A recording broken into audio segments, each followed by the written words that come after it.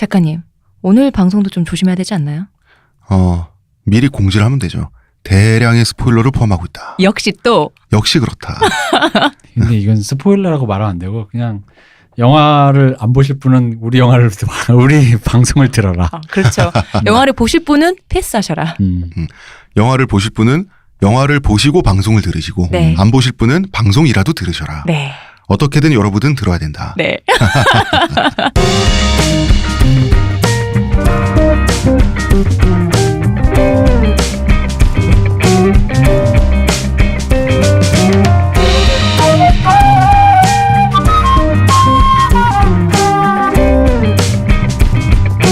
모든 교양은 남 얘기죠. 안 물어봐도 알려주는 남 얘기. 아날람 49회 방송 2부 들어가겠습니다. 자, 우리 무슨 얘기 하나요? 의문 혹은 비화. 이 영화 이상합니다. 이 영화, 저희가 오늘 이야기할 영화는 SF 영화죠. 컨택트입니다. 그런데 이 영화의 원제는 어라이벌이에요. 그런데 국내 배급사는 한국어로 번역을 할 것도 아니면서 그냥 영어로 쓸 거면서 굳이 어라이벌 그대로 쓴 게 아니라 컨택트라는 다른 단어를 골랐습니다. 일단 의미가 안 와닿죠. 영화를 보면 볼수록 컨택트라는 단어보다는 원제가 훨씬 적절해요. 제가 그 중국 찾아봤거든요. 네. 봤더니 강림이라는 제목으로 개봉이 됐어요. 이게 맞잖아. 그리고 컨택트가 아니라 콘택트라고 같은 영어 제목의 영화가 있단 말이죠. 그거는 콘택트, 이거는 컨택트. 이거 왜 그런지 혹시 대표님 아십니까? 일단 공식적인 발표로는 자기들은 그 옛날 조디 포스터에 콘택트가 있다는 줄 몰랐다라는 얘기가 네. 돌았다고 해요. 네. 근데 뭐 모르겠고 그거는 있을 수 있죠. 몰라도 안다. 이게 무슨 얘기냐? 그러니까 영어 단어를 한국말로 치환했을 때 우리한테 의외로 익숙한 단어들이 있고 없는 단어들이 네. 있는데 컨택트는 꽤 익숙한데 어라이벌은 어라이벌은 익숙하지 않죠. 근데 이건 컨택트가 왜 익숙해졌느냐? 그건 조디 포스터가 나온 영화 네. 때문이거든. 근데 조디 포스터가 나온 영화인데 그 조디 포스터가 나왔다라는 그 영화 자체는 모르더라도 컨택트는 그 영화 때문에 익숙해진 거지. 네. 근데 이 맥락 자체를 다 거세하고 컨택트가 제일 익숙한 말이니까 컨택트를 해야지 했다가 똑같은 영화 있는데요가 돼버리는 뭔가 너무 내용도 비슷하고. 근데 사실 이게 그거예요. 만약에 조디 포스터가 나온 영화를 몰랐다. 모를 수는 있죠. 근데 좀 그렇죠. 좀 그래요. 알아도 좀 이상하고 몰랐었어도 이상하고. 좀 많이 그래요. 그래. 미스테리입니다. 저는 사실. 보고 나서 알겠던데 왜 이런 제목인지. 아니 그런데 아니 그 우주선 있잖아요. 그들이 타고 왔던 우주선. 옆으로 서 있을 때는 약간 계란 같은데 이게 한번 눕잖아. 위로 위인가 눕잖아요. 콘택트 렌즈랑 똑같이 생겼잖아. 그 무슨 드립이야 진짜. 아니야. 아 이거 마케팅 회사 직원이 그날 렌즈를 빼고 갔다가 아유 눈 아파 죽겠는데 근데 아유 콘택트 저거 어디서 많이 봤는데 콘택트 렌즈 모양이네 이러면서.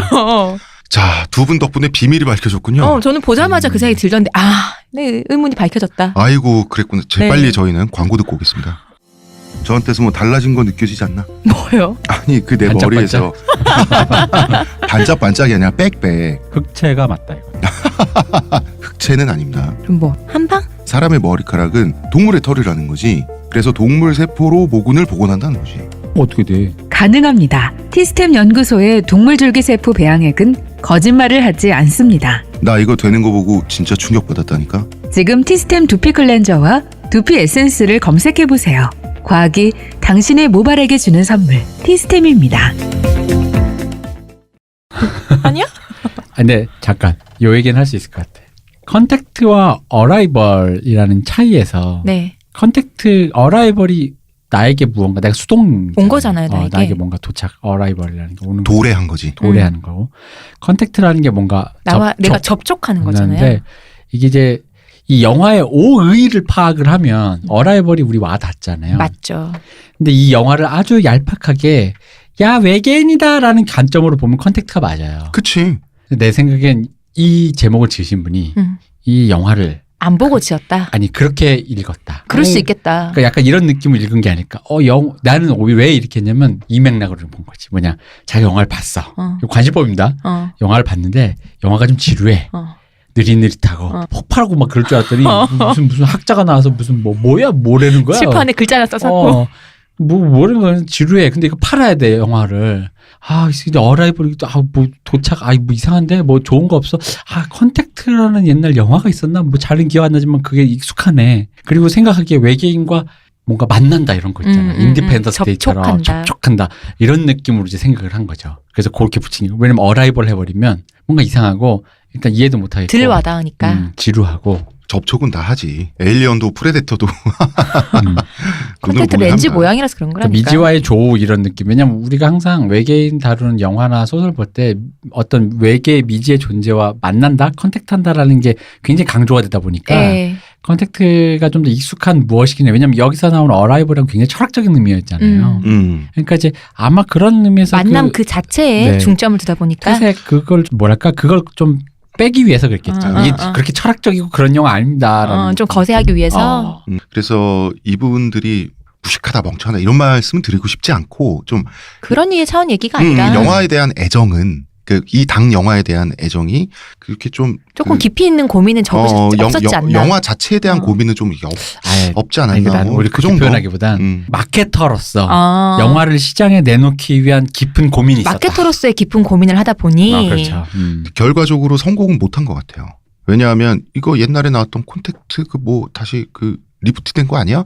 이런 식의 진짜 그런 얘기도 있었고. 리메이크인 줄 알았어요. 많은 사람들이 리메이크인 줄 알고 있더라고요. 왜냐면 같은 여자 주인공인데다가 네. 좀 그러다 보니까. 자, 원제 어라이벌. 이 영화는 테드 창의 내 인생의 이야기라고 하는 SF 단편 소설을 원작으로 하고 당신 있습니다. 인생의 이야기. 사실 같은 얘기인데. 그러니까 내를 우리가 들으면 발음이 헷갈리시니까요. 근데 실제로 우리나라에서 책 제목은 당신 인생의 이야기라고 돼 있고 네. 그 동명의 그 책에 수록돼 있는 단편은 또 너의 인생의 이야기라고 돼 있어요. 네. 이분 참 자주 나오시네요. 그러게요. 우리 음영주 선생님. 네. 테드 창 우리 이분 이야기 했었죠. 네. 예. 2016년 영화고요. 에이미 애덤스가 주인공입니다. 뛰어난 언어 철학자인 루이스 뱅크스로 출연을 합니다.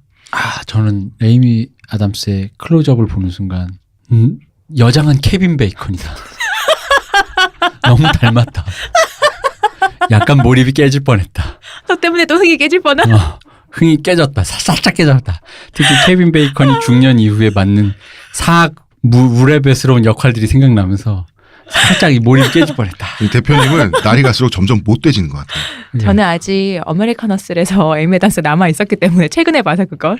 그래서 근데 이 인종이 너무 똑같더라고요. 그 코하며. 그건 그래요. 그러니까 약간 이분이 이제 화장기 없이 되게 초췌하게 나오다 보니까 이게 굉장히 뭐 여성스럽고 민낯처럼 나오니까.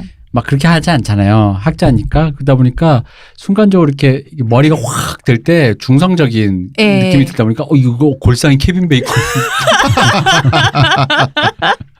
제가 오래된 사람이다 보니까 아무래도 저에게는 에이미 아담스보다는 먼저 인지된 골상이 케빈 베이컨이다 보니 그랬습니다. 비슷해 진짜. 진짜 닮았어. 저는 뭐 부정은 하지 않겠습니다. 또 나 때문에 또 흥 깨진 사람 또 여럿 있겠네.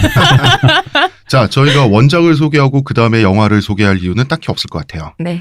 그래서 원작과 영화를 함께 이야기를 이번 편에 할 텐데요. 먼저 얘기하면 저 영화 보고 나서 울었습니다. 두 분도 눈물을 흘리셨다고. 네, 저도 울었어요. 나 3번 봤는데 3번 다 울었다.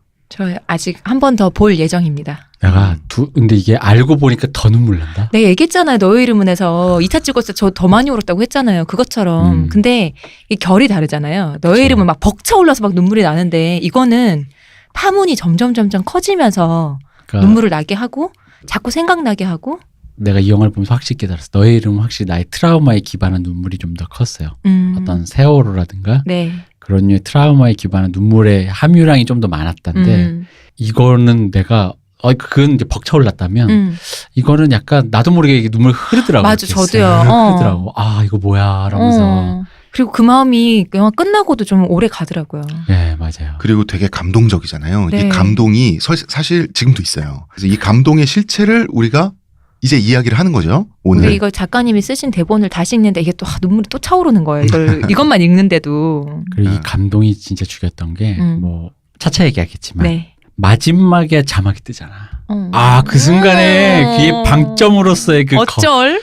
그게 앞에 자막이 안 나오잖아요. 그러다가 영화가 딱 끝나고 어라이벌이라는 자막이 뜨는 순간에 이 방점으로서의 그 진짜 내 마음의 화룡점정이 그러니까 죽여주더라고. 이 제목 자체가 이 여러 가지 의미잖아요. 그래서 어라이벌이구나라는 게 그러니까요. 너무 와닿는 거야. 맞아요. 사실 제목으로 훅 주는 거는 예전에 그 영화 뭐야? 언에듀케이션 이후에 거의 최초다. 언에듀케이션. 언에듀케이션이 제목을 떼고 보면요. 그냥 10대 소녀의 철없는 그거 같은데 그 언에듀케이션이 들어가는 순간 이 영화가 굉장히 품격이 생겨요. 근데 그때 느낌이었어요. 이거 뭐야? 라는. 그래서 우리가 쭉 이야기를 하겠지만 외계인의 우주선이 온 게 어라이벌이 아니라 그것도 어라이벌이긴 한데. 그것도 어라이벌이긴 하죠. 그런데 더한 어라이벌이 있었던 그렇죠. 거죠. 앞으로 닥쳐올 나의 미래. 그것이 진짜 어라이벌이지. 네. 당신 인생의 이야기, 너의 인생 이야기. 이 단편은 테드 창이 1998년 31살 때 발표한 단편입니다. 천재다 진짜. 그야말로 천재적인 단편이고요. 테드 창 이야기는 저희 방송 5회를 들어보시면 나와 있습니다. 5회 방송 주제는 이분의 또 다른 단편인 외모 지상주의에 대한 소고 다큐멘터리였고요. 왜냐하면 이게 그 당시 우리의 초창기라서 네. 탈모를 얘기를 많이 할 때문에 때. 외모에 대한 얘기를 네. 테드창 선생님이 또 한 번 하셨기 때문에 네. 그리고 이분이 외모 자체가 딱 봐도 머리 좋게 생긴 얼굴에 헤어는 음양두, 이분이 그 서구의 황비용 헤어를 하고 계신. 동양인에 대한 인종주의를 공고히 하신 분. 공고히 하시는 분. 이렇게 생긴 동양인은 머리가 좋을 것 그렇죠. 같아요. 느낌의 딱 그렇죠. 진행형 탈모인데 올백을 고수하고 계시면서 점점 황비용이 돼가고 계신. 이런 천재적인 이런 글솜씨나 이런 이렇게 기품 있는 그리고 깊이 있는 이런 내용은 음영도에서 오는 게 아닐까요? 작가님 어떻게 생각하세요? 도전해 보실 생각은? 없습니다.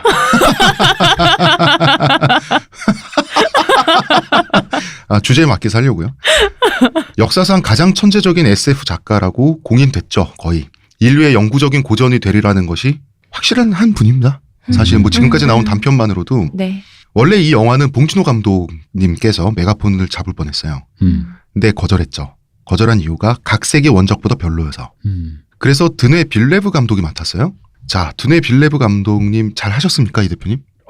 잘했죠. 저는 사실 드네 빌레브 감독을, 그러니까 제가 예전에 한 번 말했을 거예요. 드네 빌레브 감독, 요걸 좀 더 보론하자면, 드네 빌레브 감독은 전형적인 네. 영화학교, 아카데미 출신의 연출가가 갖고 있는 로직대로 영화를 찍어요. 아카데믹하게 찍는. 네. 이게 뭐냐면, 공식대로. 그죠. 세련되게. 조금 다르. 그 공식대로라기보다 조금 달라요. 뭐냐면 보세요. 영화학교는 예술 학교 중에서 굉장히 유니크한 과 중에 하나예요. 왜냐면 일단 피지컬이 존재하지 않는 예술 학교예요. 왜냐면 예를 들어 피아노학과는 피아노에 대한 피지컬을 검증을 받아야 대학을 들어가는 거예요. 그렇죠. 손가락으로 치는 거니까. 그러니까 미술도 마찬가지잖아요. 글도 마찬가지라는 거지. 문창과도. 글을 써야 될 거 아니야. 근데 영화는 영화로 증명할 방법이 없어. 영화는 돈도 많이 들고 시간도 많이 드니까 고등학생이 뭐 단편 영화 찍으면 뭐 상 받아서 우연히 들어가는 경우는 있겠지만 보통은 안 그렇다는 드물죠. 거지. 그러니까 보통은 시나리오를 써본다든가 뭐 네. 콘티를 짜본다든가 그림을 그려본다 요 정도로 이제 어떤 테스트를 한다든가 아니면 시험 성적만 보고 아예 똘똘하니까 잘 찍겠네. 그냥 이러고 뽑는 거라는 거지. 수능 성적 보고. 네. 고3인 학생 기준에서 검증해서 보여줄 게 없다. 그죠. 외국도 마찬가지라는 거지. 근데 전 세계가 마찬가지. 영화라는 메커니즘 자체가 워낙 비싸고 시간이 많이 드는 방식을 추종하니까 그러다 보니까 문제가 뭐냐면 약간 이런 느낌을 말할 수 있어요. 메이커가 네. 평론가에게 키워져. 아. 그러니까 보통은 줄리어드를 간다. 메이커가 메이커에게 키워져요. 바이올린 선생님이 바이올린 제자를 가르친다. 네. 근데 여기서 물론 그렇다고 해서 그럼 학교에 영화 감독님이나 시나리오 작가님이 와서 가르치는데 그건 어디냐? 그건 맞지. 맞는데 그들이 쓰는 담론들이 어떻게 됐냐면은 영화라는 게 이제 그 근대 모더니티 시대부터 해가지고 어떤 그 근대 시대 있잖아요. 우리가 알고 있는 그 60년대 왜 70년대 그 시대를 지나다 보니까 네. 인문학적 담론과 영화는 결합돼 있어요. 그 뭐 흔히 말하는 왜 컷과 컷을 붙였는데 그때 우리 옛날에 얘기했던 거 어떤 장면 붙였더니 배고파하더라라는 느껴지고 네. 어떤 장면 붙였더니 슬퍼하더라 똑같은 표정인데 근데 그거를 지금이야 인지심리학 쪽으로 풀 수 있겠지. 근데 그때는 그거를 철학적인 걸 해결의 변증법 이런 식으로 풀었단 말이야. 그러니까 인문학적 담론과 결합돼 있어요. 근데 그러다 보니까 이것은 철학적이고 인문학적인 것. 그 주로 평론가적이고 굉장히 그 인문학적 담론들이 굉장히 공고한 차원에서 이렇게 영화의 어떤 언어들이 발달했단 말이죠. 네. 그런데 그렇게 하다 보니까 이분들의 이거에 굉장히 익숙하지. 왜냐하면 같은 영화학교를 나왔다 해도 이거에 익숙하지 않은 사람도 많으니까. 이런 거네요. 비평의 언어로, 네. 해설의 언어로 제작을 배운다. 그렇죠. 그렇게 하는 게 맞겠죠. 근데 이제 그렇게 되다 보니까 근데 이거에 적응하지 않는 사람도 있어요. 그걸 적용하지 않는 사람인데 그거에 완벽하게 내면화하시는 사람들도 있단 말이에요. 근데 이제 전형적으로 그 학교에서 다니면서 그거에 전형적으로 내면화했으면 요런 느낌이 돼요. 그래서 이게 영화학교를 나와서 아카데미즘을 조금 공부하신 분들이라면 드네 빌레브의 찍는 방식이 굉장히 낯이 익을 거예요. 너무나도 기시감적, 심지어 자기들 머릿속에 나온 것만 같을 정도로 느껴질 내가 거예요. 찍어도 저렇게 나올 것 같은. 물론 그 클래스의 차이는 있겠지만. 그런 느낌으로 이렇게 익숙한 로직이라는 거지 내 말은. 다시 말해서 그 장면들이 예측 가능한 장면들로 이루어져 있다. 그러니까 로지컬하고 굉장히 거대 담론적인. 가만히 있어봐. 예측 가능은 좀 그렇고. 그러니까 로지컬하다는 거예요. 영화 언어에서 이미 검증된 로지컬함 속에서 특히 거대 담론적인 의미를 다루는 경우가 많은 거예요. 그러니까 뭐냐면 뭐 이런 거 있잖아. 구원, 인류의 구원이라든가 세계의 뭐 존재론적인 우리 영화 뭐 보면 네. 평론가들이 막 쓰는 거 있잖아. 그런 식의 근데 그런 거를 시각적으로 내러티브적으로 구현해내려고 하는 그런 로직에 강하다는 거지. 그러다 보니까 이분이 제가 그래서 이전작이 시큰둥했던 거예요. 이전작 어떤 거 있죠? 뭐 시카리오도 그렇고 그을린 사랑도 그렇고 에너미도 그렇고 왜냐하면 전형적으로 아카데미 출신 영화 연출자가 갖고 있는 전형적인 고민의 틀이에요. 그러니까 거대 담론, 자기 존재. 에너미 같은 경우는 그 도플갱어 만나는 건 네. 존재에 대한 이야기. 시카리오 같은 경우는 미이민자와 뭐 무슨 뭐 그런 국적과 네. 신자유주의 세계 어쩌쩌 뭐 이런 거란 말이죠. 아, 시카리오가요? 네. 그거 이미 그 시카리오란 멕시코 도시에 가서 그 나쁜 마약하는 놈 그거 잡아오는 그 얘기잖아요. 아, 예. 신자유주의 말씀하셔가지고. 그러니까 그런 식으로 굳이 평론자 언어로 얘기하자면 신자유주의 시대의 뭐 마약과 뭐 각지 국경과 뭐 이런 거 있잖아. 그리고 그을린 세계도 마찬가지 종교로 이루어진 전쟁 속에서 뭐 이런 식의 어떤 거대 담론인데 네. 그러다 보니까 그 주제 접근 방식이 너무 익숙해서 그렇게 새롭지가 않았던 거야 솔직히 말하면.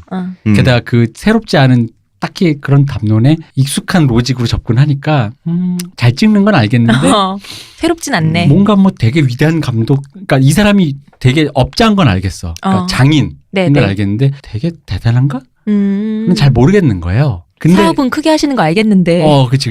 이게 뭐 100억 뭐 버신 거 주식 잘 버신 거 알겠는데 뭐 이런 느낌인데 근데 내가 이걸 보고 이제 인정했다는 거지.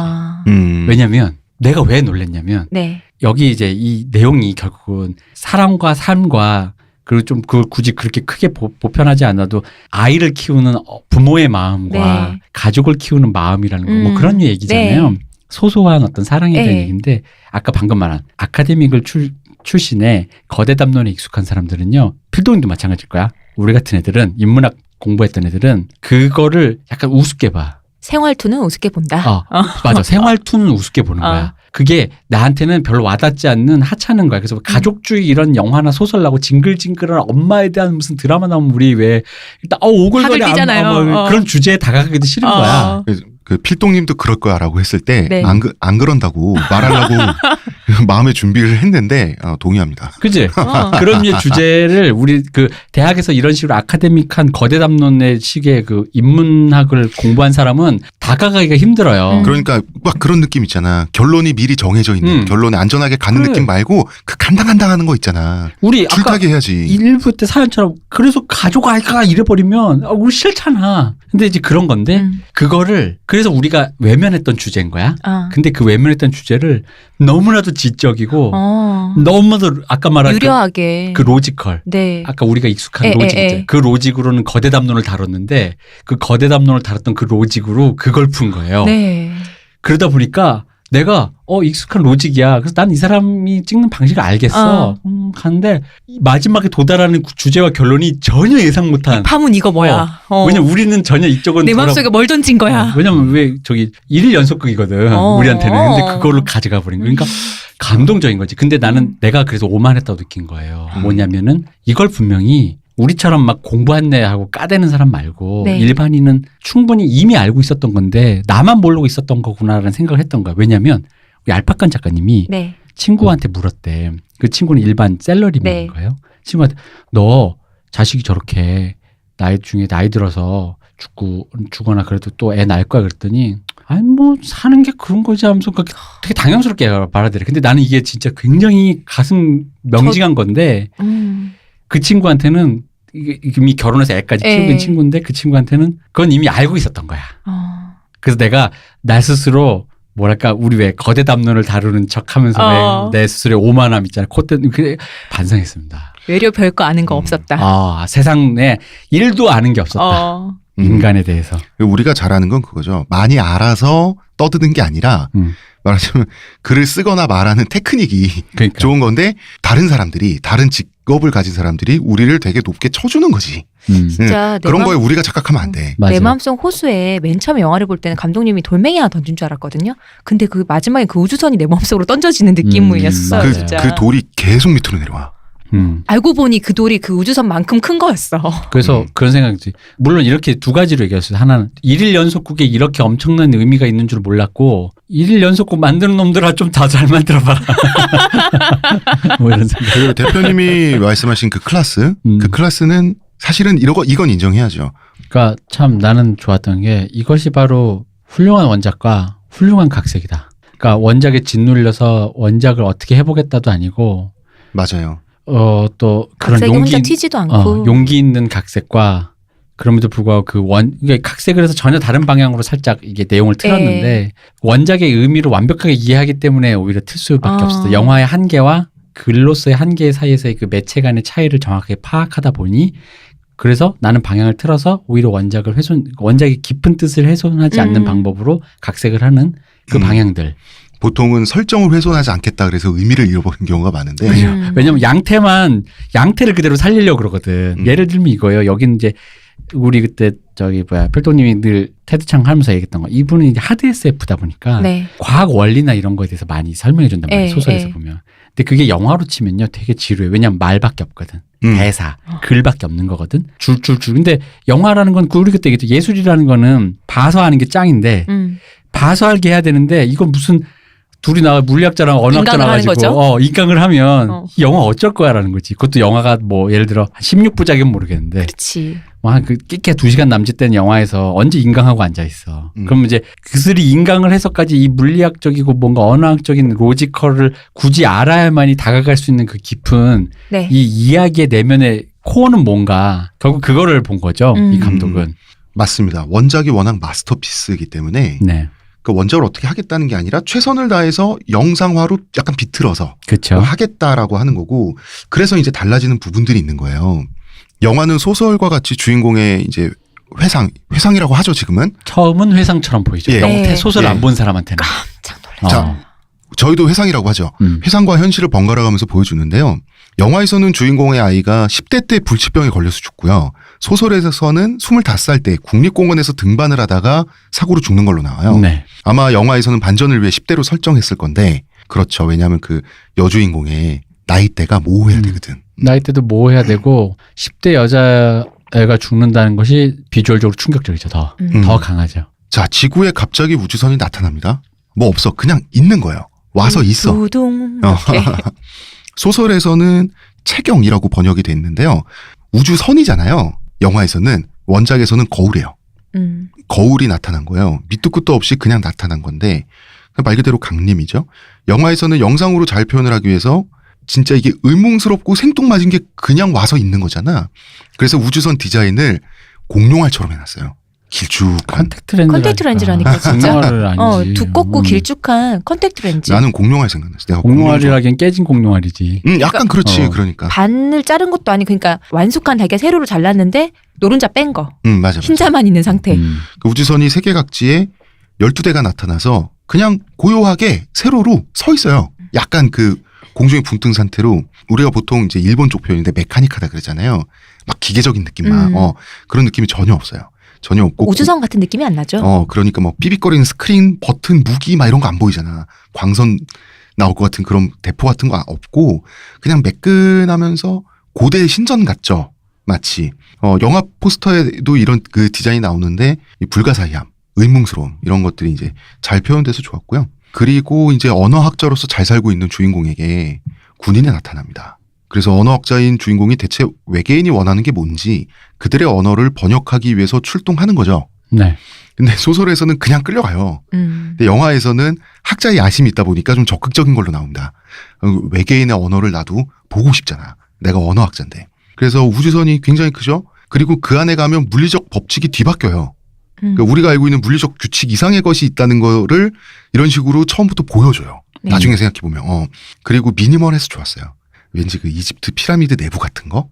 예, 그런, 이거 뭐지? 하는 느낌이 끝없이 강조되는. 근데 그 미니멀함이 그 시각적 양식뿐만 아니라 내러티브의 서사적 양식이라든가 연출하는 방식까지 다 이렇게 재현이 돼 있어요. 맞아요. 이거는 이제 뭐 모르겠어요. 이게 뭐 이걸 고민하신 분이 계신지 모르겠지만 아마 예민하신 분들 느끼실 거예요. 최근에 나오는 특히나 헐리우드 쪽이 네.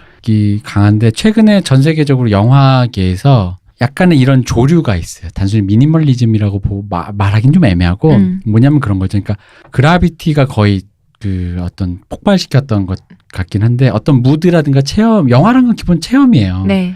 예, 하다못해 유주얼 서스펙트의 그 절름발이가 범인이다도 체험이라고. 내 간접 인식이, 체험이라고 하니까. 인식이 뒤집바뀌어지는 그걸 체험하게 해주는 건데 그 체험이라는 기준에서 옛날에는 말이 많았단 말이에요. 그러니까 왜냐면 100년 전에 기차의 도착을 처음 보고 기차가 도착하는 영상만 틀어줬는데 사람들이 놀라서 뛰쳐나갔단 말이에요. 진짜 기차가 왔나 이러면서. 최초의 영화였던 네. 기차의 도착이. 근데 그때의 관객과 지금은 다르단 말이지. 그때의 관객과 다르고 지금 심지어 80년대 관객, 70년대 관객, 90년대 관객이 다 다르단 말이죠. 근데 지금 미니멀해지는 것이 뭐냐면 체험으로서의 영화를 추종하면서 수많은 영화적인 맥락, 옛날엔 설명이 필요했었을 어떤 것들을 굳이 생략하면서까지 무드라든가 어떤 그런 체험 쪽으로 몰두하는 경향이 있어요. 근데 그럼 왜 그걸 생략하느냐? 특히나 서사를 많이 생략하거든요. 그건 역으로 서사 때문이에요. 관객이 그 정도는 이제 아는 거야. 그러니까 왜냐면 출발 비디오 여행의 체험만 생각해봐요. 우리는 이미 출발 비디오 여행을 보고 영화관에 가잖아요. 네. 그리고 제가 대충 제일 저럴 거 안 봐도 알잖아요. 그렇지 이제 보이잖아요. 그러니까 관객이 대충 알고도 스킵하는 정보들이 더 이상 영화에서의 영화의 2시간 동안을 잡아먹지 않게끔 하면서 누락시켜버리는. 근데 이게 아마 60, 70년대 영화에 익숙한 사람들이라면 굉장히 당황스러울 거예요. 왜 설명 안 해? 불친절하고 되게 열받는 그림일 수도 있는데 그것이 그러니까 이게 뭐 결정된 어떤 그림이다라고 제가 말씀드리는 건 아니고 그러니까 여전히 실험 중인데 요즘에 조류다. 그러면은 그 서사가 생략된 시간, 네. 그거를 데드타임이라고. 그렇죠. 서사가 멈춘 시간을 영화에서 이제 데드타임이라고 하는데 그 데드타임이 보통은 아무것도 안 일어나는 시간이에요. 근데 이 영화에도 많이 나와요. 네. 맞아요. 근데 최근 몇 년 동안 데드타임이 굉장히 중요해졌잖아요. 근데 그게 원래는 옛날에는 60, 70년대는 아트하우스라고 흔히 표현하는데 예술 영화의 전매 특화란 말이에요. 우리 흔히 말하는 어른들이 말하는 지루하고 뭔지 모르는 화면 길게 보여주고. 저는 잘 모르는 일반인의 입장에서 이게 필름 자체가 디지털로 바뀌면서 더 많아지지 않았을까 싶기도 해요. 그런가? 옛날엔 필름 자체가 다 돈이잖아요. 근데 이게 뭔가를 하지 않고, 그러니까 예술 영화에서만 할 수 있는 것도 일반 그냥 상업 영화에서는 뭔가 하지 않고 그런 것만 찍어서 나오기에는 필름 값이 아깝다. 또 있지 않았을까. 근데 이게 디지털로 몰라. 하다 보면은 더 이상 그렇지 않잖아요. 헐리우드처럼 찍는 게 더 많이 들어. 아, 그런가? 롱테이크로 밀면 되는데. 내가 정말 일반인이었구나. 근데 이제 그 사람들이 갖고 있는 그 데드타임이라는 것들이 옛날엔 지루했단 말이지. 네. 그러니까 엄밀히 말하면 그러니까 일반인이 보기에는 네. 지루했는데 영화 언어 익숙하신 분들 뭐 재즈가 난해하다 이것처럼 재즈에 익숙하신 분들은 재즈를 즐거워하니까 익숙한 사람들이 보기엔 그렇게 지루하지 않은 그림일 수도 있어요. 언어적으로 서로 이해가 하니까. 근데 그게 이제 메이저 영화계로 흡수되면서 어떤 하이브리드된 거 있잖아. 옛날에는 헐리우드 영화 그 마이클 베이 영화처럼 막 트랜스포머 다 때려보지 뻥뻥뻥하고 빠른 커트와 막 우다다다다였는데 네. 헐리우드 영화가 만약에 그런 식의 느린 무언가를 하면 예술 영화인 거야. 그럼 헐리우드에서 욕을 먹었단 말이야. 이건 뭐야? 근데 이게 이제는 관객이 그러니까 제 예상에는 이 정도의 템포까지는 웬만해서는 용인해 줄 수 있을 정도로 관객들이 이제 거기까지 왔다. 같이. 그러니까 아까 서사를 스킵한다. 이 정도의 느린 템포, 이 정도의 슬로우 혹은 이 정도의 그러니까 빠르기로는 아까 스킵하는 거 있죠. 네. 그런 거. 그리고 느리기로는 이 정도의 템포. 네. 그 정도는 관객들의 바운더리가 이 정도가 넓어졌다가 아닌가. 현대 2000년대 관객들은.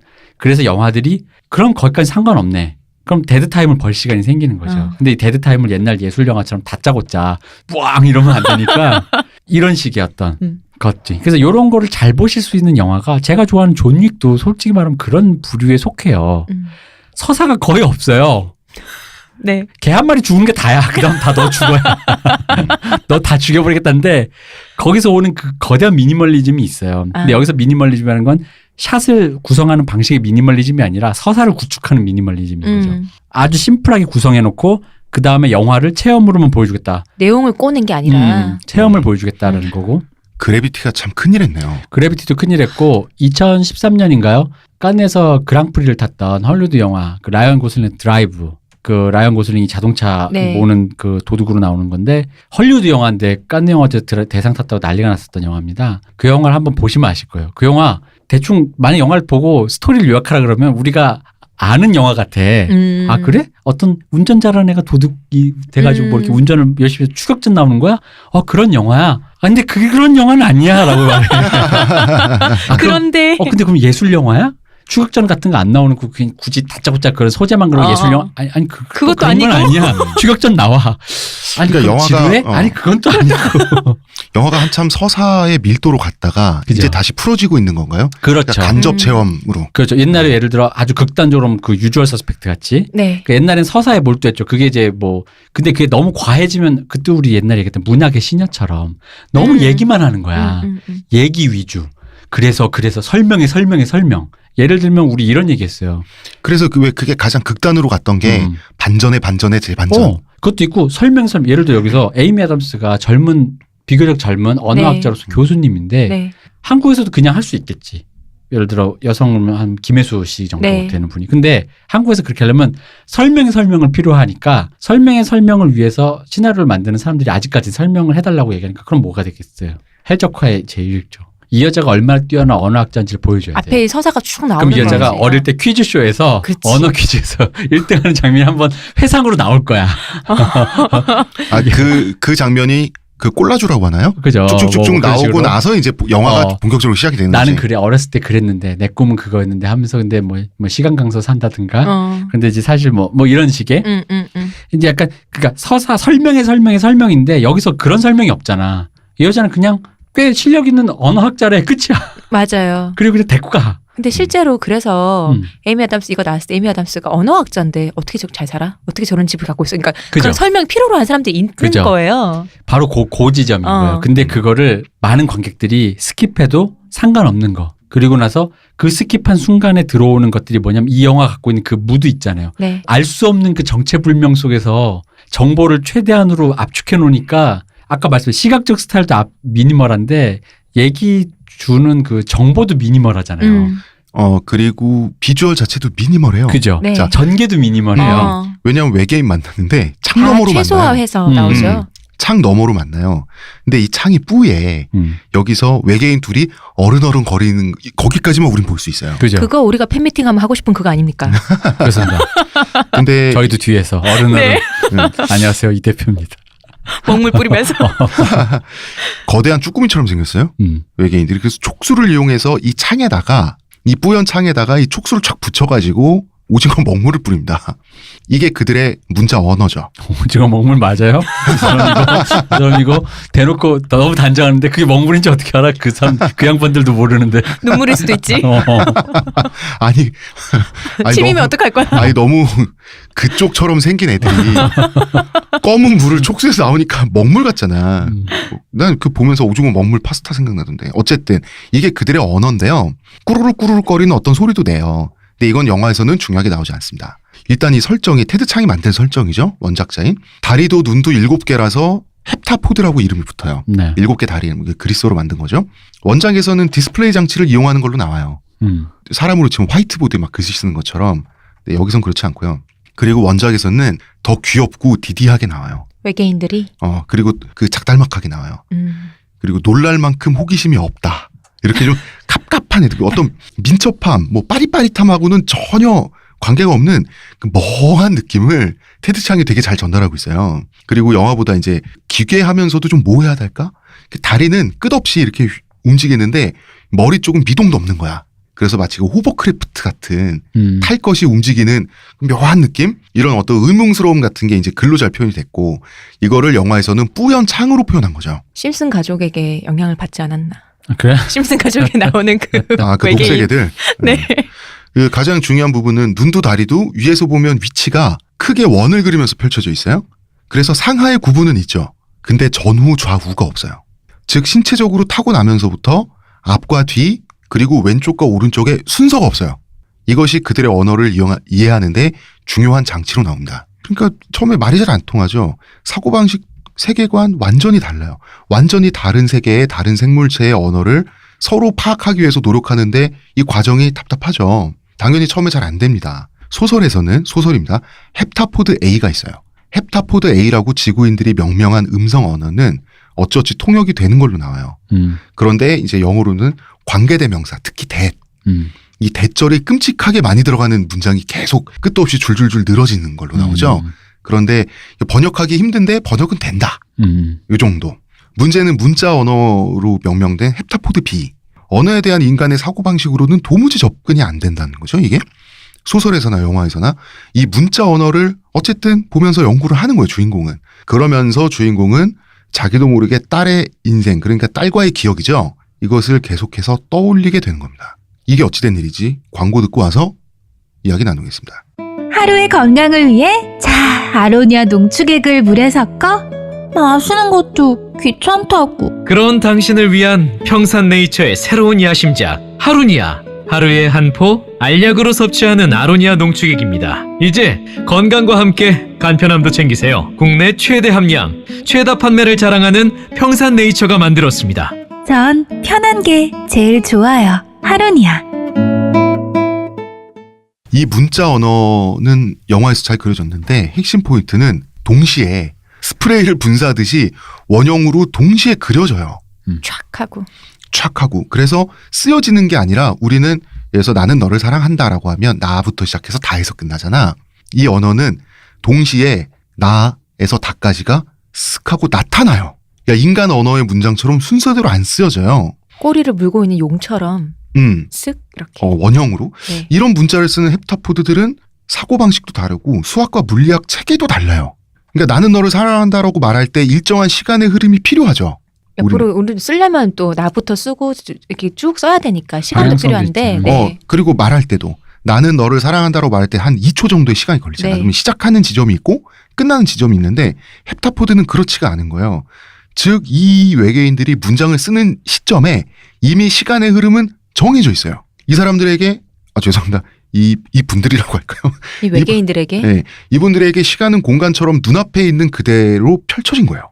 다시 말해서 문자를 통해서 이미 시간의 전후를 알고 있어요. 원작에서는 이것이 그들의 신체 구조에 기인한 사고방식의 결과가 아닌가라고 나와요. 왼쪽도 오른쪽도 없고 우리는 다 그 신체에 갇혀서 정신이 발달하잖아. 전후 좌우가 없다 보니 모든 것이 동시성을 지니게 되는 거예요.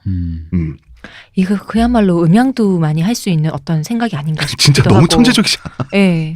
이게 정말 음가양이잖아요. 진짜 뭐 음가양이 이어져 있고 하나로 연결돼 있고 그야말로 태국무늬 같은 느낌 아닌가요? 그렇습니다. 근데 이게 원작에서는 기가 막히게 설명이 돼 있고요. 영화에서는 기가 막히게 잘 생략됐어요. 이게 결국 주인공의 남편이 되는 그 물리학자 남자 나오잖아요. 이 사람의 설명으로 이게 진행이 되는데 빛의 굴절로 설명합니다. 왜 우리가 물가에 놀러 가서 물 안에 손을 이렇게 딱 넣잖아요. 네. 그러면은 팔이 쭉 뻗는 게 아니라 실제와 다르게 이상하게 꺾여서 보이죠. 네. 이게 빛의 굴절 때문이잖아. 그러니까 빛은 이렇게 하늘에서 내려오다가 수면을 만나면 물을 만나면 꺾어져서 그 강바닥에 닿는단 말이죠. 네. 인간의 사고로는 이거예요. 빛이 출발해서 출발했어요. 오다가 물을 만났어요. 물을 만나면 빛이 물 때문에 굴절하죠. 굴절해서 강바닥까지 이른다. 이것이 하나의 순서로 돼 있고 과정으로 돼 있고 인과관계로 돼 있죠. 원인과 결과관계. 그렇잖아요. 태양이 있기 때문에 빛이 출발을 하고 다 원인과 네. 결과, 인과관계로 돼 있단 말이에요. 헵타포드의 사고로는 이거예요. 빛이 출발해서 강바닥에 이르는 최단 시간은 정해져 있다. 출발한 시점에서 끝은 정해져 있고 그 개념 안에서 물의 존재와 거기에 빛이 굴절하는 과정은 이미 포함돼 있어요. 즉 시작과 끝은 하나고 그 사이의 과정 역시 모두 하나다. 이거 뭡니까? 이거 스피노자 얘기잖아. 저는 스피노자 일자 얘기잖아요. 시공간이 모두 다 하나인 네. 상태에서 우주는 어우러진 그것이다라고 하는 저는 스피노자가 떠올랐는데 저는 테드 창이 스피노자 철학을 당연히 그거 적용을 했다고 보는데 자 헵타포드의 이 문자 이 소설에서의 번역으로는 어의 문자라고 그 자체로 독립적인 뜻을 가지면서 말의 의식과 시간의 흐름과 분리되어 시공간을 모두 담는 거 있죠. 그러니까 한 문장 한 문장이 하나하나의 독립적인 그림이에요. 문장이 아니라 그림이라고. 인간의 문자는 표의 문자다. 어쨌든 말의 순서와 뜻을 따른다는 거죠. 그런데 그러면 이런 질문 나올 수 있지.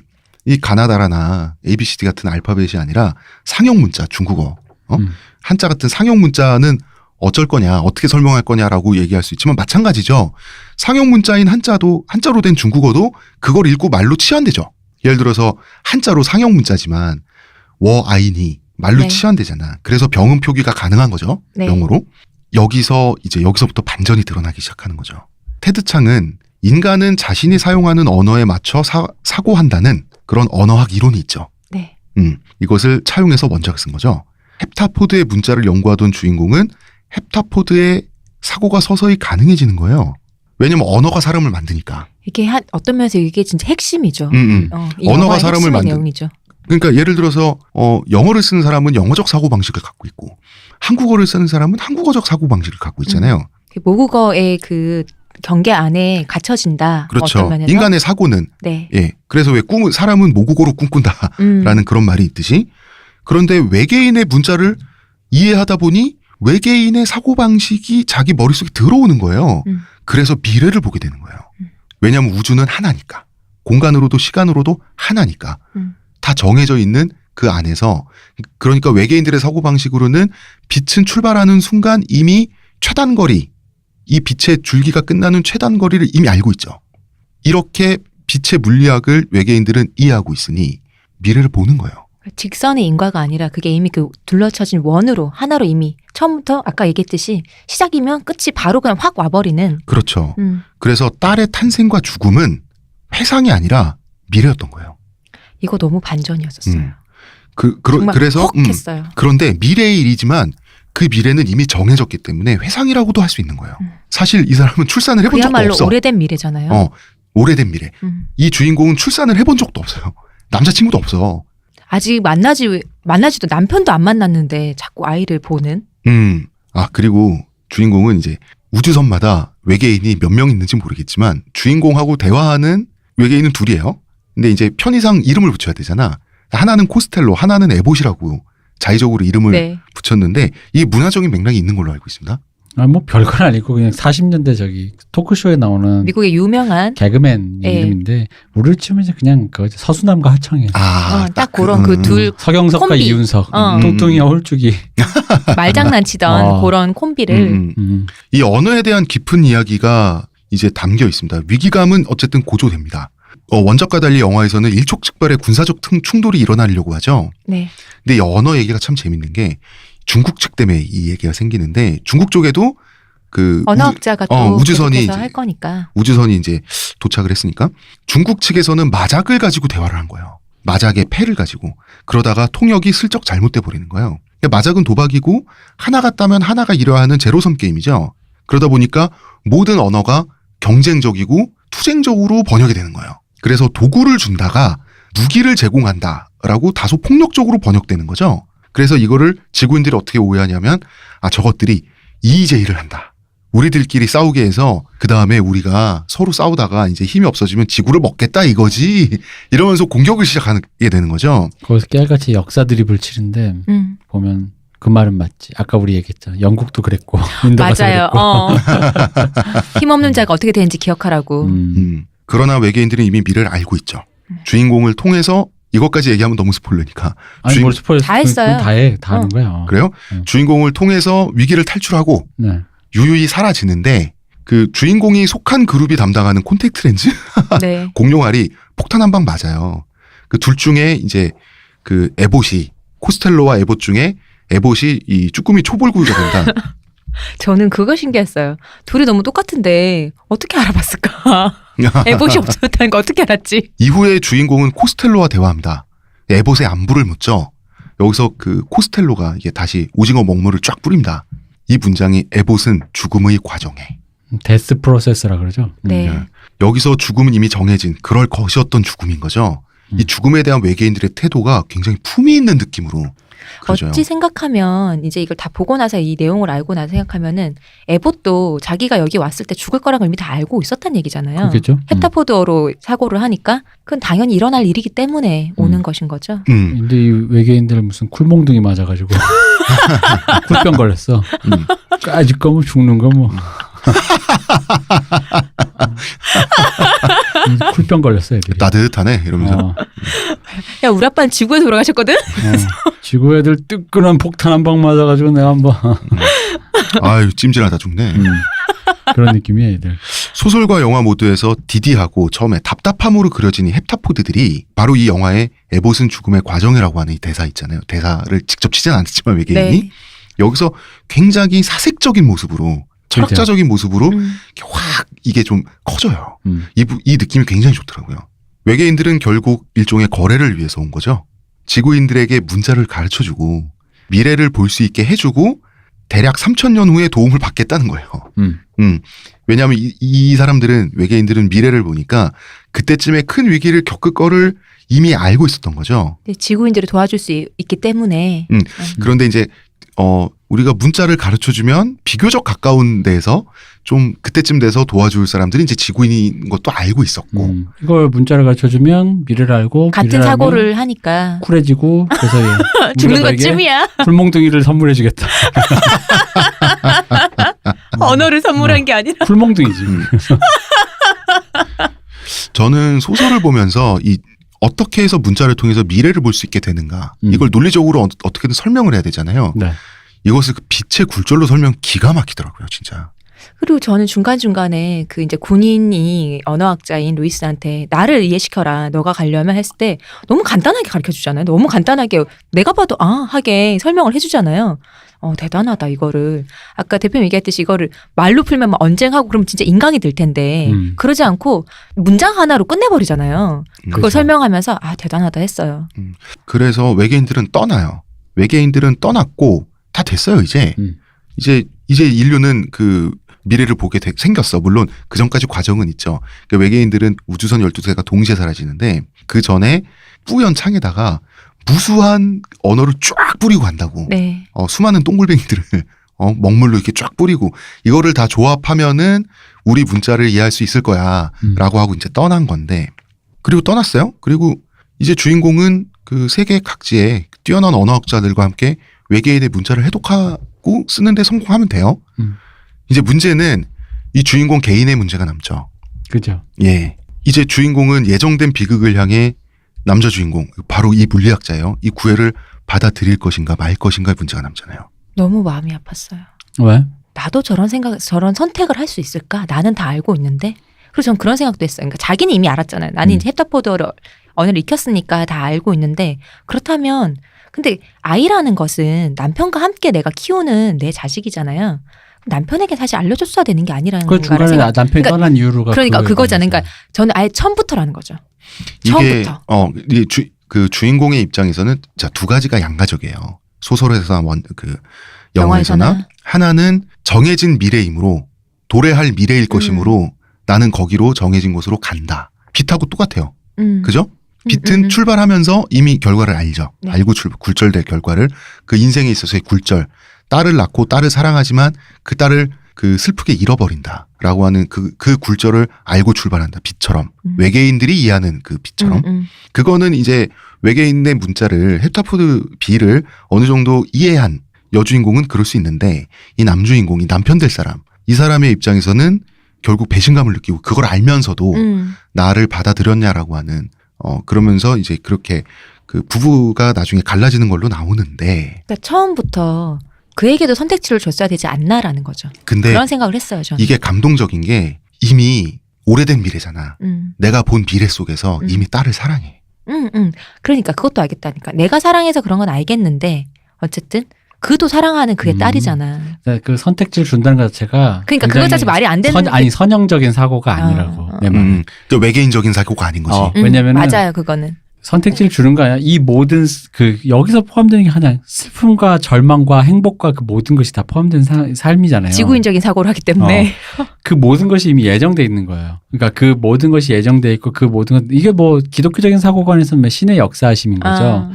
왜 나만 왜 뭐 희생자가 되고 왜 하느님이 없어라고 한다는 그 모든 건 신의 역사하십니다. 그 깊은 뜻이 있다라고 하는 건데 그 모든 그 과정 속에서 있는 거. 그러니까 사실 근데 이제 그 과정 자체를 어떻게 뭐랄까 전 우주적으로 내 몸으로 받아들이는 사람 입장에서는 못 받아들이는 사람은 그 방금 말씀하셨듯이 억울하고 속였고 왜냐면 그 사람도 자기 딸이 너무나 그렇게 된다는 게 예쁘고 그런데 왜 헤어졌겠어? 자기 딸을. 그러면 솔직히 어떤 사람은 물론 그 애가 죽는다는 걸 알았으면 끝까지 그 애를 죽기 전까지 더 아낄 수 있겠지만 그걸 보고 싶지 않은 사람도 있거든요. 그럼요. 너무 사랑해서. 너무 사랑해서 그치, 그걸 당연히. 정말 떠나고 싶은 사람도 있었을 거야. 그래서 그 아버지가 회피하고 떠났을 거란 싶지. 거지. 난 재밌는 생각은 했지. 어떤 생각요? 그 애가 왜 아빠와 엄마의 토크쇼 그림을 썼는데 그 그림에 그런 얘기가 있어요. 그러니까 자기가 없잖아. 어. 한나가 없잖아. 근데 근데 이 애가 그 여자의 딸이잖아요. 그리고 그 여자는 이미 헵타포드어에 대한 어떤 랭귀지, 유니버설 랭귀지라는 아예 바이블을 내신 분이잖아. 그렇죠. 그리고 중간에 그 여자애가 I hate you라고 하는데 난 그게 물론 아기가 투정하는 I hate you로 들리지만 혹시 이 애가 엄마처럼 그 언어를 받아들인 상태에서 얘도 그 능력이 생긴 건 아닐까라는 생각도 든 거야. 알고 있으면서.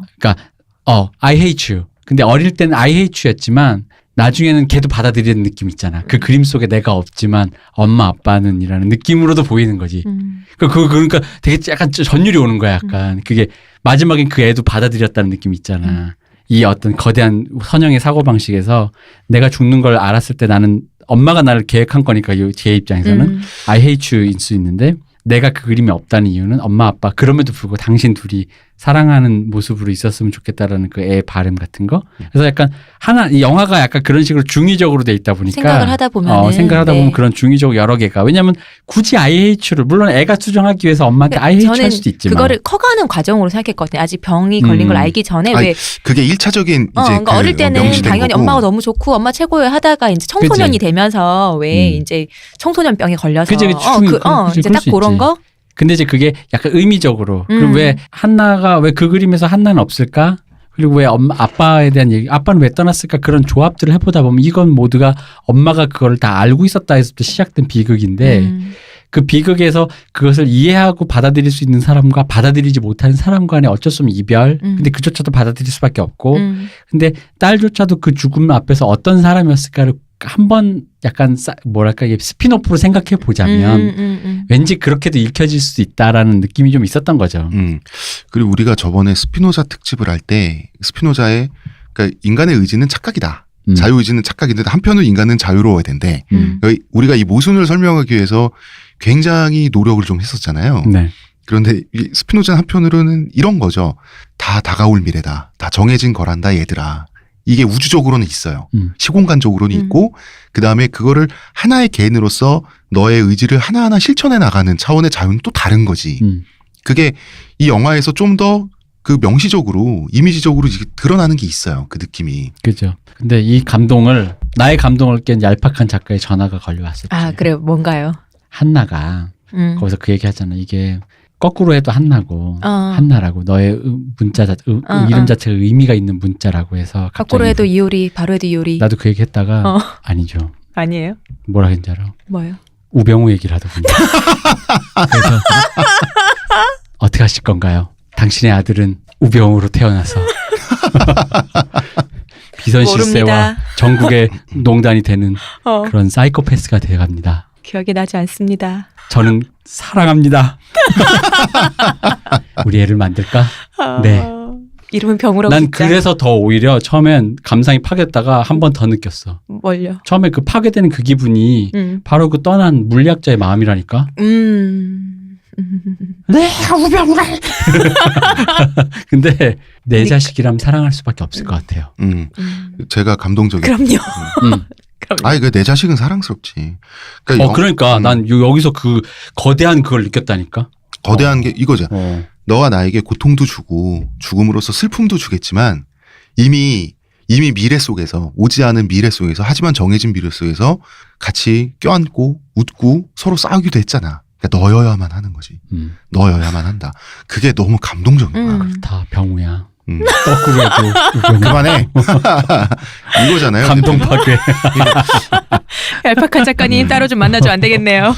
그 저번에 네. 지금 우리 이 방송 녹음하기 전에 각자 이제 이 어라이벌 영화를 보고 감상을 한 줄 요약을 저희가 했었을 때 전 대표님 말이 굉장히 와닿더라고요. 대표님이 딱 한 줄 요약을 한 게 너를 만나고 싶다. 내가 이미 널 알고 있고 그렇지만 이제 살아있는 상태에서 너를 만나고 싶다라고 하는 게 되게 와닿았어요. 저는 아직도 잘 모르겠어요. 뭐. 만약에 이럴 수 있다면 나는 그런 선택을 할 수 있을까라는 고민이 영화를 보고 나서부터 들고 지금도 사실 그런 생각이 들어요. 그런데 이제 시온님이 그런 선택을 못 하겠다. 그건 그거인 거죠. 그러면 이제 지구는 파괴되고 아니 그건 3,000년 아니지. 후에 거기도 파괴되고. 그럴 수 있죠. 아니죠. 뭐 그냥 작은 거 하나가 이제 바뀌는 건데. 아니 그런데 헵타포드어를 배울 수가 없잖아. 그런데 주인공은 그런 선택을 할 수가 있는 거죠. 주인공의 입장에서. 아직 쿨몽둥이를 안 맞아. 더 때려주세요. 이거를 자 여기까지 음란해지기 전에 난 좀 무슨 생각을 하는 거야 대체? 이해는 했어. 나한테 그래요. 아까 사실 난 진짜 이해 안 되는 거였거든.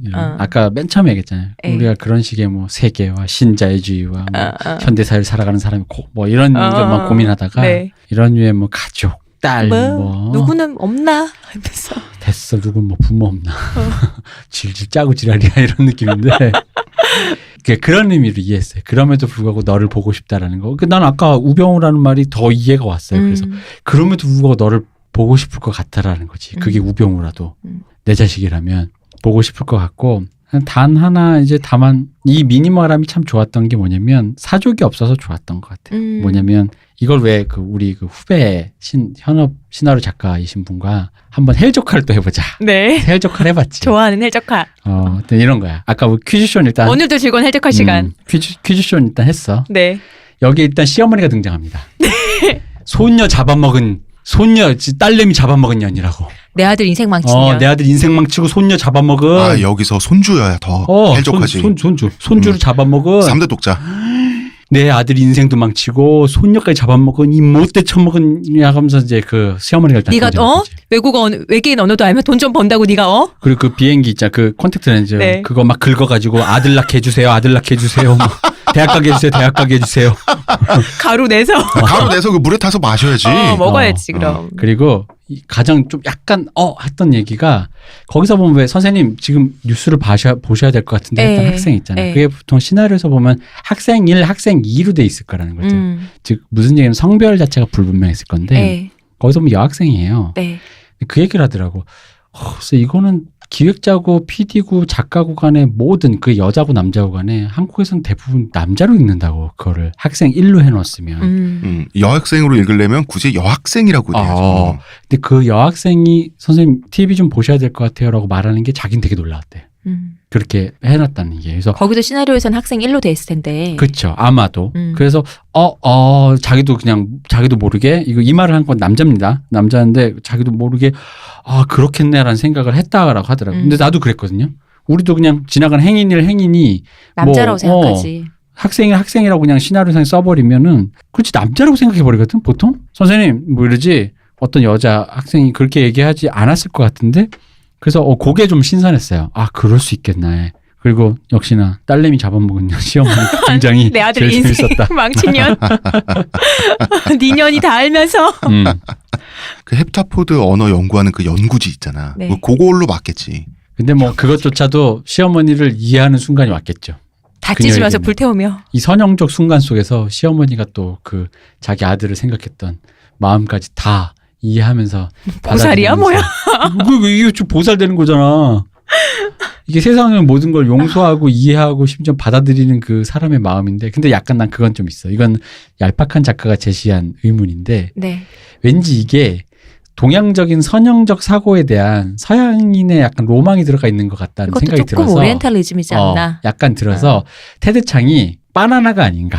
그러니까 바나나? 왜냐면 본인이 중국인인데 이 사람 사실 사고 체계는 이미 외국인인 거야. 네. 백인인 거야 그냥. 중국의 어떤 그런 동양적인 불러일으키게 하는. 사고 이렇게 하는 그런 식으로 약간 그렇게 자기가 그렇게 생각하게 하는 그런 게 아니었나. 음양드로. 약간 그런 느낌. 저는 그렇게 생각하지 않습니다. 그런 느낌은 저는 안 들었고 이 영화 속에서 이제 어떤 그 언어를 설명하는 과정이나 이런 게 사실 원작 속에서 오리엔탈리즘으로 읽힐 수 있는 부분이거나 어떤 의도가 의심된다는 부분은 사실 어떻게 보면 전혀 없어요. 전혀 없고. 난 오리엔탈리즘을 읽힌다가 아니라 이 사람의 사고 체계, 그러니까 뭔지 이제 얘기하냐면 자기한테 익숙하지 않은 거를 사람들이 바라보면서 그거를 로망을 꿈꾸는 건 있는데 내가 봤을 땐 테드 창의 세계관이 자기가 원래 동양인으로서 익숙한 사고방식을 구현했다기보단 서양인으로서 이미. 자기가 약간 바라보는 저쪽 세계를 모델링한 것이다라는 얘기인 거죠. 그게 무슨 오리엔탈리즘이야. 그러니까 대표님 말씀은 의도적 모델링이 아니라 그 무의식적 차원에서도 가능한. 그러니까 자기 로직이 일단 백인 쪽이 아니었나 나는 그 생각을 한 거죠. 그러니까 왜냐하면 이 얘기 자체가 선형적 사고에 그러니까 직선적 사고관에 익숙한 사람들에게 굉장히 쉽게 와닿는 얘기잖아요. 즉 직선적 사고관에 익숙한 사람이 선형적 사고에 대해서 이렇게 다가갔을 때 갖는 그 마음, 그 마음을 설명해 준 건데 네. 그랬을 때 약간 이제 그런 아니, 생각이 아니었나라는 거지. 테드 창은 그러니까 인종만 동양인이지 사실. 그러니까 이 사람 그 캐나다인가요? 미국인가? 하여튼 이 사람은 그냥 북미에서 처음부터 태어난 사람이에요. 그러니까 1세기의 약간 사계관에서 뭐 그걸 오리엔탈리즘 뭐 백인의 세계관으로 본 동양인 코스프레한다 이 얘기가 아니라 그러니까, 아니 이게 청취자들이 오해할 수가 있으니까. 그러니까 그 얘기는 아닙니다. 그냥 그러니까 왜냐하면 사람들이 자꾸 이 얘기를 하면 왜 그분이 동양인이라는 것 때문에 동양적 선형 세계관에서 유추해낸 그 세계 뭐 백인들의 그 어떤 세계관에 던진 파문 같은 칩으로 이 소설이 그게 정말 그 익혀버리는데 가장 하찮은 비평이잖아. 하찮게 묘사한단 말이지. 그러니까 그가 SF 세계는 주류의 백인들이 많은데 이 백인 뭐 1세기 사람들이 많은데 거기에 동양인이 나와서 파문을 일으켰다. 그렇죠. 새로운 그렇게, 패러다임으로. 근데 그거가 아니라 동양적인 그렇게 사고. 오해하면 안 되죠. 그러니까 그렇게 오해하지 말자고 내가 보기엔 오히려 이 사람도 평범한 1세기의 백인적 로직에서 어떤 자기가 자기 주변에서 볼 수 있는 어떤 서양적 사고관을 발견하고 자기 기준에서 이걸 어떻게 받아들일지를 연구하다 보니까 나오게 된 것이 아닌가. 그러니까 이것도 역시 뭐 어떻게 보면 1세계적 세계관이 아니었나 이런 식의 얘기를 하는 거죠. 그리고 제가 봤을 때는 이제 1세계, 2세계를 떠나서 이 사람이 정말 천재적인 하드 SF 작가다 보니까 인간적인 건 뭐고 아예 지구와 환경이 다르고 신체적 조건도 전혀 다른 비인간적인 건 뭘까?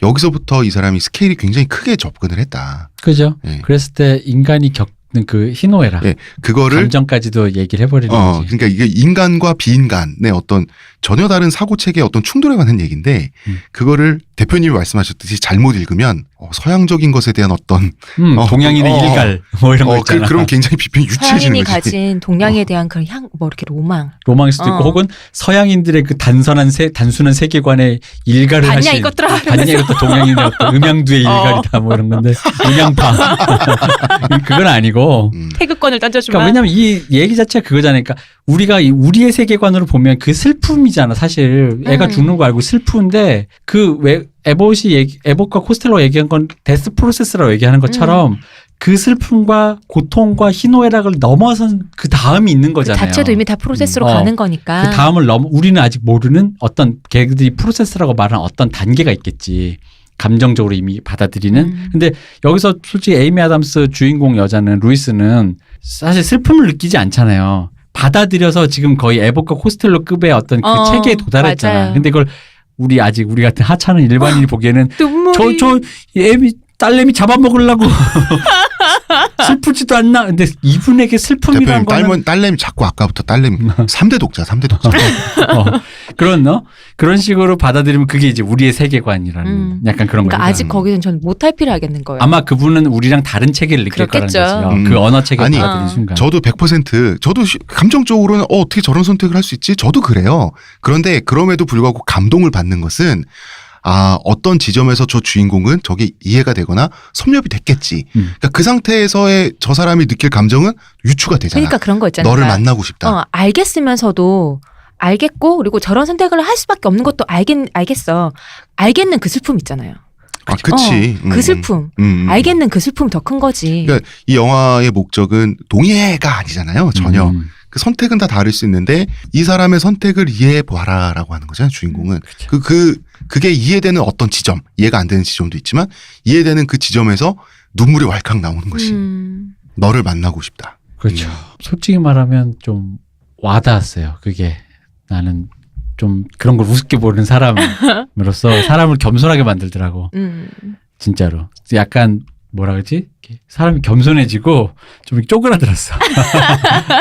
그리고 영화가 나는 그 한 번 보고 두 번, 세 번째 보면서 계속 우는 영화는 별로 없는데 이렇게까지 눈물이 날까 마지막 장면 빨리 한 번 더 봐야 되는데. 저는 이 영화를 보고 원작을 보고 그다음에 원작을 옛날에 읽었었지만 영화를 보기 직전에 원작을 보고 이 영화를 봤어요. 근데 영화를 보고 또 이제 울었단 말이야.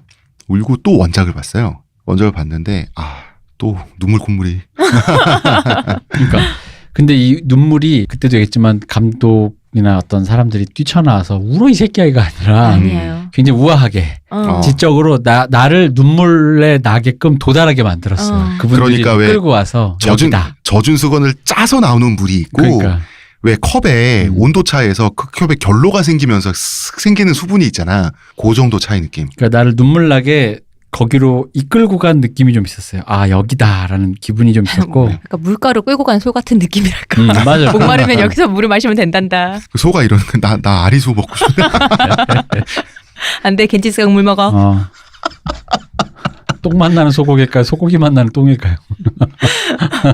아이고. 자, 이게 이 영화 진짜 너무 파문이라 지금 얘기하면서도 계속 마음이 아파요. 근데 마지막에 특히 그 여자가 마지막에 자기 딸의 미래를 계속 보게 되잖아요. 근데 거기서 그 딸을 찍은 게 너무 잘 찍었어. 그 장화를 신고 뛰어가는 그 장화의 뒷모습이라든가 그런 사실 영상미란 말은 우습거든요. 영화 하는 사람들은 영상미란 말을 싫어해요. 왜냐하면 영상미라는 건 없어요. 왜냐하면 미라는 건 영화에서는 영화의 타임라인 속에서 맥락상으로 존재하는 아름다움이지 그림 자체가 이뻐서 아름다움. 그럼 뭐 스티커시지 그건. 그거는 그리고 그렇게 느껴지지도 않아요. 왜냐하면 타임라인의 지배 속에서 예쁘다고 느껴지질 잘 않아요. 맥락상으로 아름다움인 거지. 그런 의미에서의 아름다움. 그 맥락 속에서의 그 영상미라는 거. 여기서 말하는 건 그 진짜 그런 의미인 거죠. 뭐 스티커스로 사진이 화면이 예뻐서 영상미라는 거 되게 허접한 말입니다. 그리고 아장아장 되면서 가는 그 장화발을 그 주인공의 시선으로 이렇게 추적해 가잖아요. 그죠. 되게 아련하게. 그게 멋있었어. 그리고 마지막 대사가 우리 애기 가질까라는 그 대사가 마지막 대사거든요.